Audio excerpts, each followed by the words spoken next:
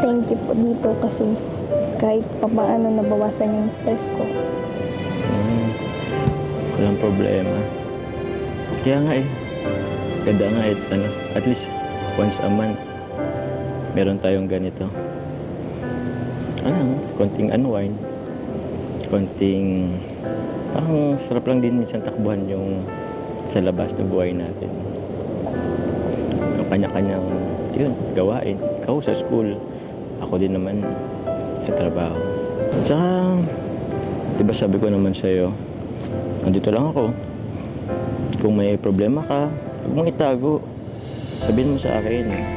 Kaya nga Jomcar tayo, diba? Jomar at Carla. So, yan pag may problema ka, sabihin mo lang. Kung may gusto kang i-share,